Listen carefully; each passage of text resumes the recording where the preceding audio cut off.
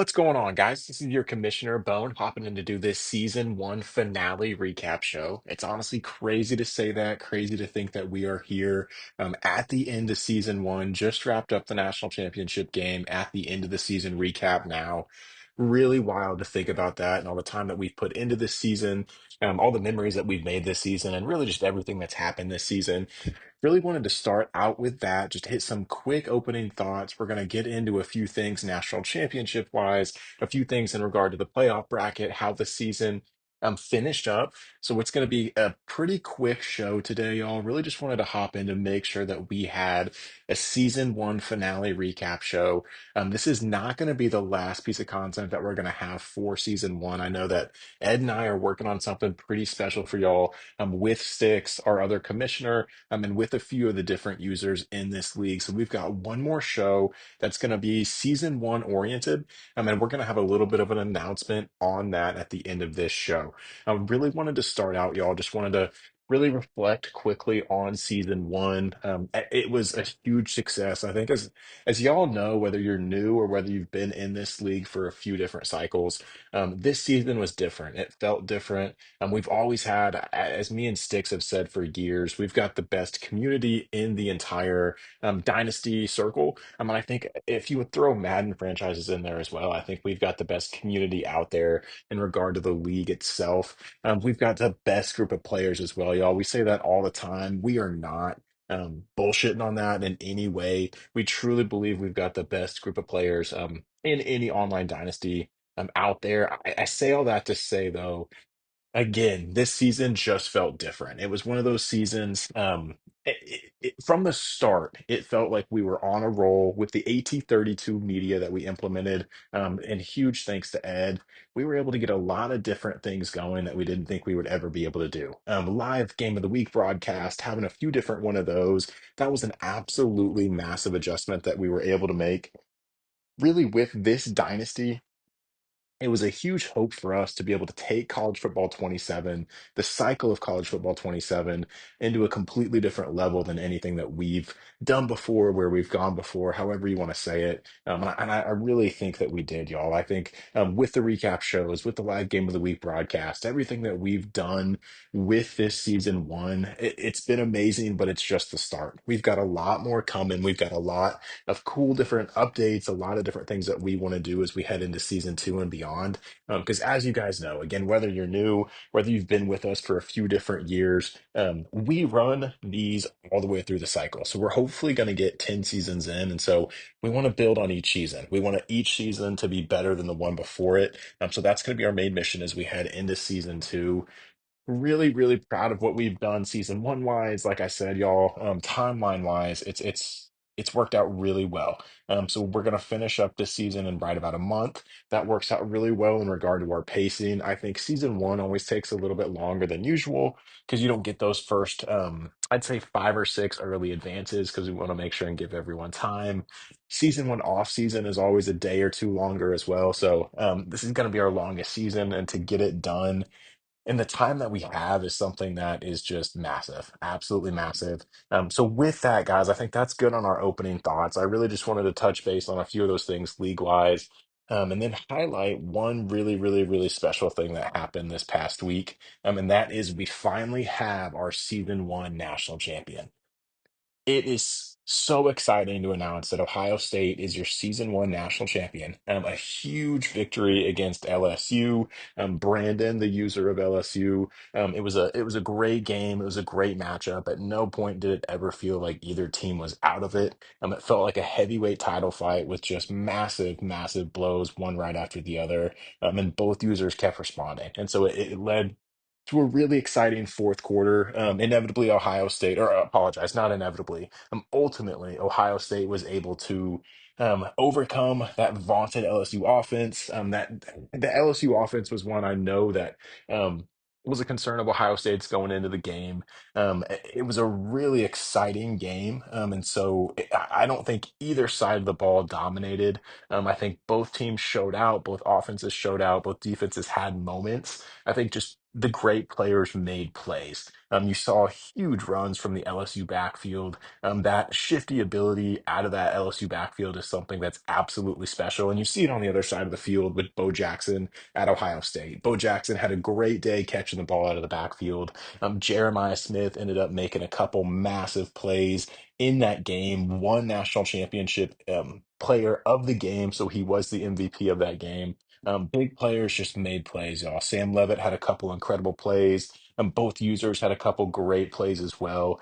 Just a really, really, really great season one national championship, y'all. I think at the end of the day, that's all we can ask for is just competitive playoff games, games that are exciting, games that keep the conversation going, momentum going into the offseason. And I think that's exactly what this was. It was a great game, two great users, two highly respected users. Ultimately, that's one thing I do want to focus on. I do want to give a massive shout out again to Ohio State, season one national champion. Hell of a season, ran through the Big Ten, didn't end up getting that Big Ten title win, but I think at the end of the day, that was something that was extra motivation heading into the playoff. And so you could argue it one way or the other, but I think at the end of the day, that loss could have been the best thing for Ohio State at that time. But the other thing that I really want to highlight, y'all, it's just how much we respect both of those users in that game. Both B. Cole, Mr. Play to win the game, they've been involved in every single college football cycle that we've done. Going back to 25, Brandon was Michigan State, then finally got LSU in 26. Mr. Play to win the game, as we've said before, was Nebraska in 25. Started out as Florida State in 26, ultimately took that Georgia job at the end of 26, got his natty there, and now has Ohio State. So to see these two users who have been in this league since college football 25 battle it out for the season one national championship. That was a huge deal for Sticks and I. We were super proud of that, super excited about that. And like I've said a few different times before, y'all, the fact that that game was exciting. It was a great game. It was a close game. I don't remember the exact line that B Goins had, our sports bookie, if you will, for the league. But I know it was close. I think it was less than a field goal game, and the game lived up to it. Two incredible seasons, two great users. I do want to give a quick shout out to LSU. LSU, the season that the Tigers had coming out of Baton Rouge was something special with the talent that they had on that team. Um, it, it was something. It was something really special to see how Brandon put it all together. I think at the end of the day, LSU absolutely has some blue chip players, but there were some deficiencies on the roster with it being Lane's first year, with it being a portal heavy roster.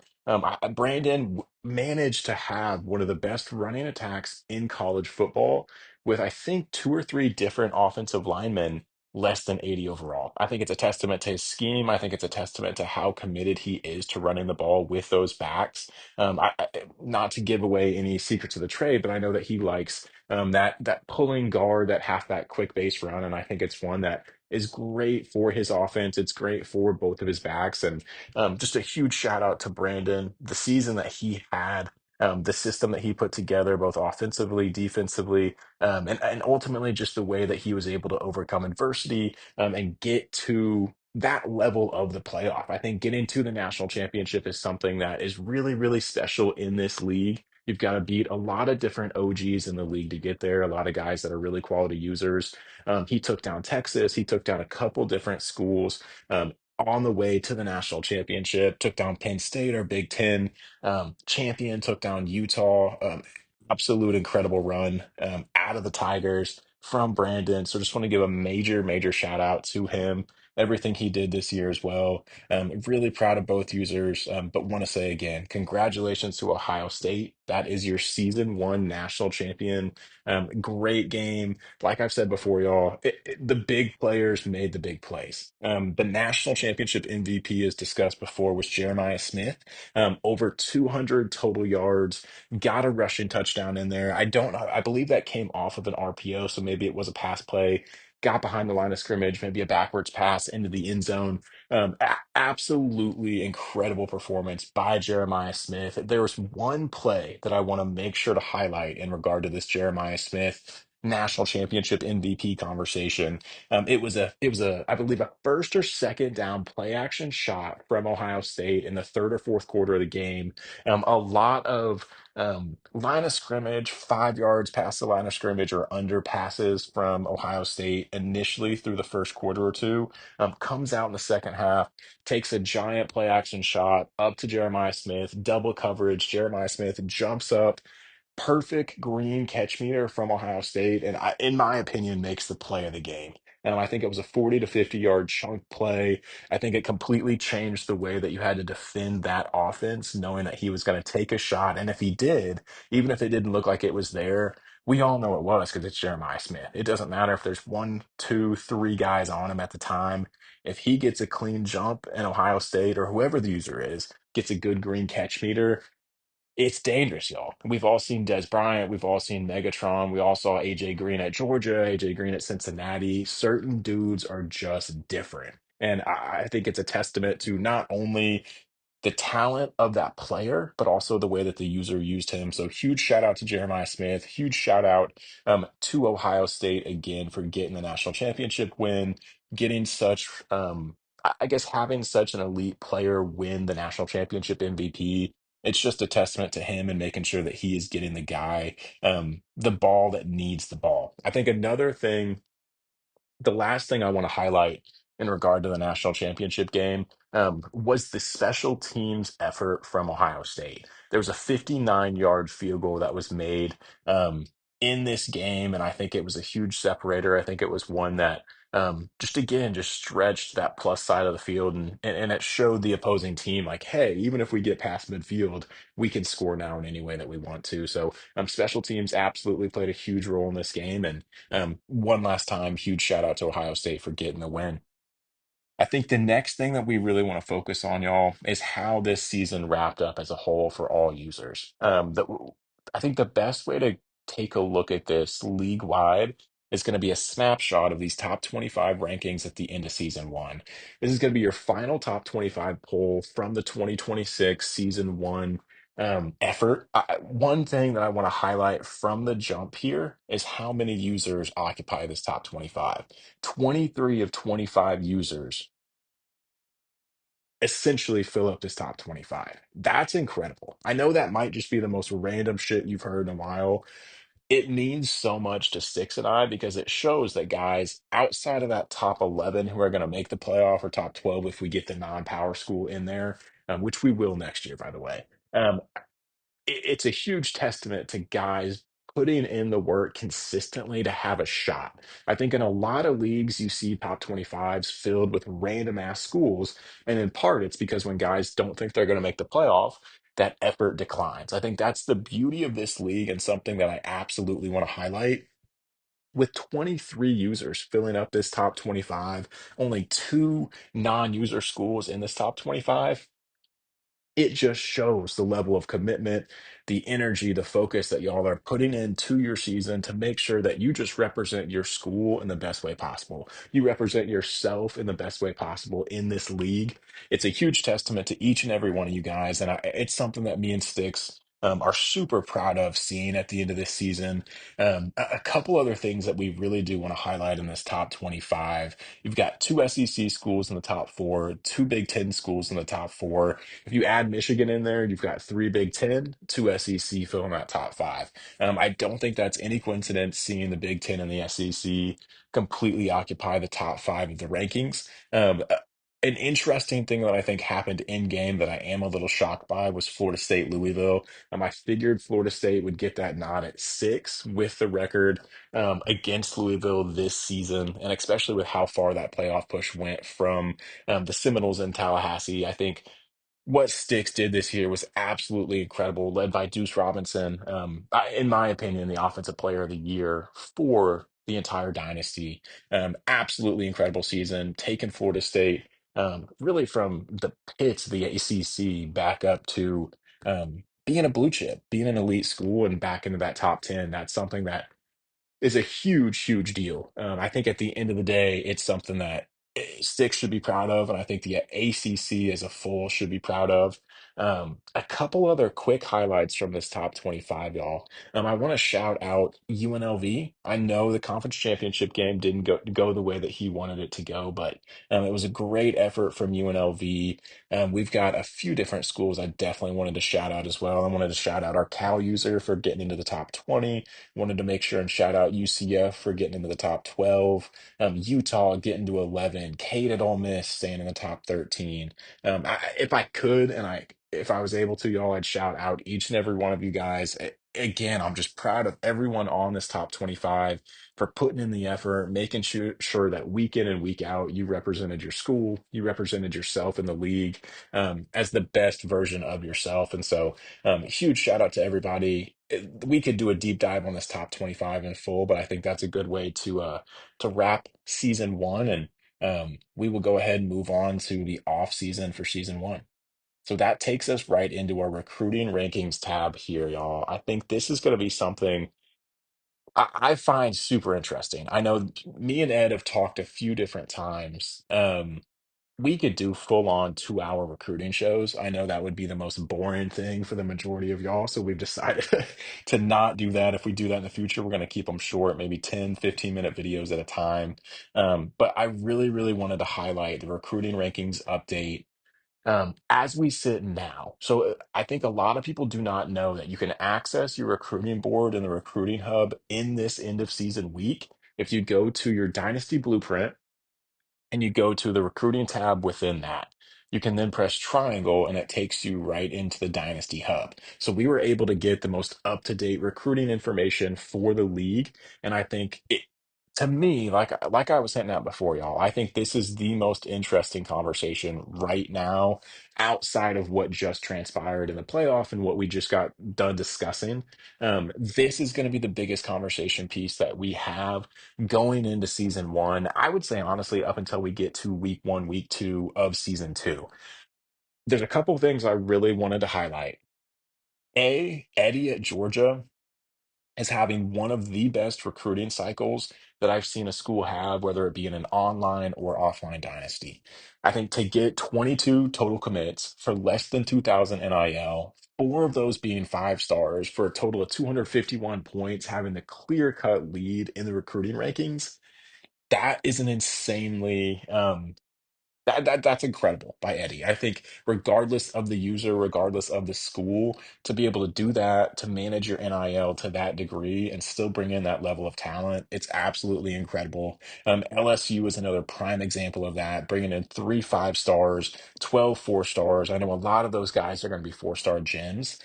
Spending less than 1,700 NIL to do that, it's just a great it's a testament to these guys and the amount of effort and thought that they are putting into the recruiting. And I think that's going to be the biggest takeaway that I think anyone should have based off of this recruiting conversation.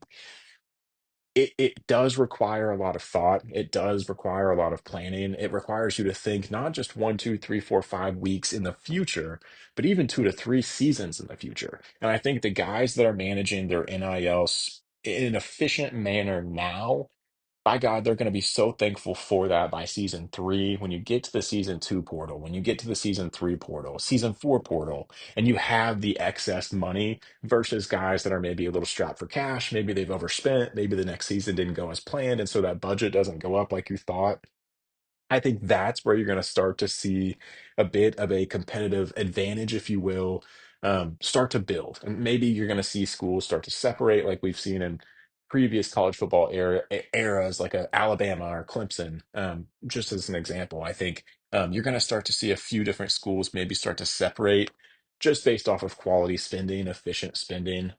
Another thing that I really wanted to highlight here was the efforts of just the elite schools. I think if you're looking at this list, the main takeaway is almost everyone's a blue blood. And if you're not a blue blood, you're one of the best schools in the nation and have honestly some of the best recent success in college football. Indiana, for example. Each one of these schools is a legitimate school. It's a giant job. And so you're seeing guys really utilize the NIL that they have available as well as the school grades. I think it's really interesting to see 1 through 12, Georgia, Michigan, Indiana, LSU, USC, Bama, Notre Dame, so on and so forth. You're not seeing guys that are just sneaking in at I'm not going to use their school as an example, but in Iowa State, for example, just because they know how the recruiting system works, they're able to go sneak off and get guys that maybe fell through the cracks and didn't get scholarship offers like we've seen in previous college football cycles. That's what I love about the NIL this year is it's real life. I think this is exactly if you follow high school recruiting, if you follow portal recruiting, if you're one of the guys that subscribes to 247 on three rivals, whatever site you do, if you follow this stuff, this top 12 mirrors what happens in real life. I think at the end of the day, that's the best thing that this video game could do is exactly that. Let NIL, let the rankings, let how it all plays out mirror what happens in real life. And I think at the end of the day, that's a great thing. Props to EA for doing that. Props to these schools for going out, getting the guys they want, spending the money they want. Um, Something that we are going to hit on, hopefully, in a couple different shows in the future in regard to recruiting, though. There are a couple big spenders now, and I think that's something to keep an eye on. I think Indiana is a school to keep an eye on with 27 total commits, 3,300 spent so far in the portal, eight of those being three stars. USC is another prime example of that. 10 3 stars, 25 commits, 3,300. To me, there's two conversations that you can have off of that. A, how much are you going to have left to spend in the portal? And B, how much NIL is going to be sitting on your roster over the next 1 to 2 seasons with guys that aren't playing snaps, with guys that aren't getting on the field. I think those are the two biggest conversations that you can have off of the big spenders is okay, well, what's the portal plan? If you don't really prioritize the portal, you don't need more than maybe two or three big time commits, and you just want to bring in high school classes for depth, totally understand. If you are spending 3,000 plus thinking that you're going to go to the portal and go, I don't know, bring in 3 to 4 different blue chip portal guys, I think that's a tough conversation to have because I think at the end of the day, you might be able to do that at season one, but then season two, if success wise, you don't meet your expectations on the field and that budget doesn't raise, you could find yourself in a really, really, really tight NIL situation for roster retention season two, portal season two.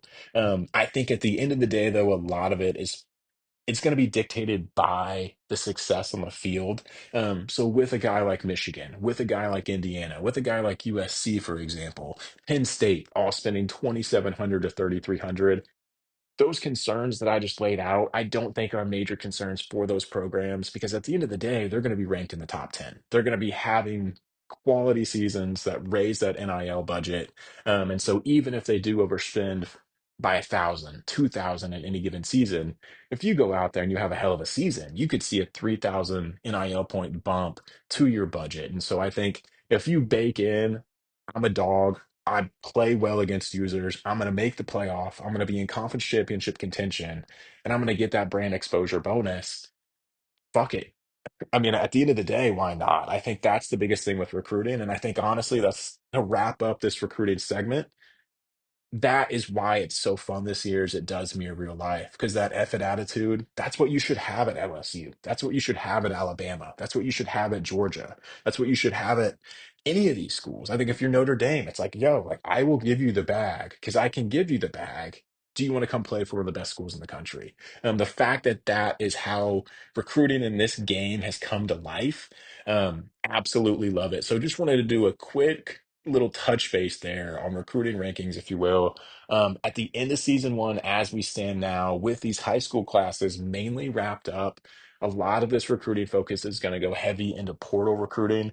So look out for a potential recruiting ranking show that we're going to drop once the portal wraps, because we really want to have a longer conversation on this. There's a few different users that we're going to try and get into that conversation. Look for it to be more of like a podcast style sit down conversation with 3 to 4 different people. So really looking forward to that. Speaking of, though, y'all, content that we want to kind of highlight before we get into our closing thoughts, we definitely want to do a quick preview for some content that we're going to have in the future. This is something we've talked about a few different times, Ed and I. I think it's going to be the coolest thing that we've done in this dynasty probably even more so than the live game of the week editions, the recaps, whatever we've done in the future or in the past. I think this is going to be the coolest thing that we've done thus far. What we want to do is to have a full NFL honors style award show that's going to be honoring you guys. It's going to be honoring the game that we've played over this last season one cycle. And we want to have it based, like I've said, on the NFL honors, but we want to have our own awards. I think that's the biggest issue that me, Sticks, Ed, so many different people that we've talked to in regard to college football, whether that be college football 25, college football 26, or college football 27. I think the biggest issue is the award system. I don't think it celebrates the guys that it should. I don't think it prioritizes the stats that it should. And I think at the end of the day, we want to showcase users. We want to showcase more than just the MVP. We want to have a full list of 10 to 15 different awards that you guys deserve to get. You guys deserve the recognition, and we want to make sure that we provide that. I think the best way that we can do that, it's something Ed, Sticks, and I have talked about for a long time now. We've been planning for a long time is to create our own award show, like I said, based it off the NFL honors, based it off what the college football awards used to be 10, 20 years ago when we grew up watching it, and really make it something special. Really put the time in to deep dive on who should win these awards, why they should win those awards, who should be up for these awards, having a full watch list of 10 to 15 guys over the last 7 to 8 weeks. We've definitely realized that there's a real space for this award show on a yearly basis, and to do it at the end of season one in full, after the recruiting is done in full, after the offseason is done, it'll give us a really good idea for who ended up winning the portal battles, how those final recruiting rankings wrap up for front office of the year type awards, coaching awards, but also who's went to the draft, who's not going to be in the dynasty. Potentially, maybe we can have some Hall of Fame type of discussions on that award show as well if Hall of Fame voting is wrapped up by then. So we're really, really excited about this. We have been building it out. We do have a decent amount of the structure already put in place. The one reason I really did want to highlight this, if y'all have any ideas, any thoughts, any questions, concerns, anything that you guys might have thought wise in regard to this award show, reach out, let us know. It's the first time we're doing this, so we're new, so we want suggestions. We want to hear from you guys. At the end of the day, this is something that we're going to be doing to celebrate y'all. We want to recognize y'all. So if anyone has any thoughts, wants to be a part of it in any way, reach out, let us know, and we would absolutely love to make that happen. So, the last thing I'll say on this, we are most likely going to be doing this after the portal wraps. So expect the award show to drop most likely Monday, Tuesday, or Wednesday. So stay tuned on that, y'all. I think honestly that's going to be a good place to end there. We kind of wanted to just make this a quick little recap show just to, like I said, have a season one finale recap show before that award show. As we head into our closing thoughts, y'all, first, I want to congratulate Ohio State again on being our season one national champion. Um, o- Outside of that, my main takeaway from season one, my main takeaway from just sitting here recording this recap show is just how thankful I am that we've got the group of guys that we do. Um, for example, guys, like we just wrapped season one. I think a lot of different dynasties, a lot of different leagues, they're refilling spots at this point. They're spending time instead of putting the time into recap shows, instead of putting time into award shows. A lot of commissioners right now would be filling the league back up by 5 to 7 users. Like we don't have that. You guys are such a good group of dudes. We are so thankful for each and every one of you guys. I don't even know that it's something me, Six, and Ed talk about all the time. It's hard to even express or put into words how thankful we are for each and every one of you guys. You make this league what it is. And at the end of the day, you allow us to do this. You allow us to do these recap shows, the award shows, all the stuff that I just said, because of how easy you make it to run this damn league. I think it's a dream for Sticks and I. It's the community that we've always wanted to build. It's the league that we've always wanted to build. And like I said to open this show, this is just the start, y'all. I think the stuff that we've got planned for college football 27, it's pretty damn awesome. And so as we head into season two, as we head into season three, um, there's going to be more media opportunities. I think At the end of the day, one thing that we really want to do is get everyone involved as much as possible. Like Ed mentioned the other day in the Around the 32 channel itself, we would love to get other people involved in this AT32 media space, whether that be coach interviews, whether that be recruiting shows, like I mentioned before, whatever the content idea is out there. I'm a gambling show hosted by B Goings, stuff like that. If you want to get involved, if you want to spend the time doing stuff like this, reach out, let us know. We would love to do that. We want people to be involved in this. We want you guys to be as involved as you want to be. And at the end of the day, like I said, to open these closing thoughts, y'all, you give us the time to do this. So if you want to spend time, if you want to take time to work on a show of your own, work on league content of your own, let us know, reach out. We would love to help facilitate that, support that, make that happen in any way. And we absolutely will. So to wrap up, guys, I just want to say thank you again. Season one has been an incredible ride. It's lived up to our expectations, exceeded our expectations. And at the end of the day, it's just got us more hype for season two. I think for season two, look out at the offseason schedule. This is going to move quick. We'll be in season two by Tuesday, which is crazy to think. I would say by Wednesday or Thursday, we'll be in week zero, week one of season two. So we'll be back on our live game of the week broadcast. But stay up to date on everything going on, y'all. And we appreciate you so much. From nothing to something, nigga. Hey! I don't trust nobody, grip the trigger. Nobody call up the gang and they come and get gang. Cry me a river, give you a tissue.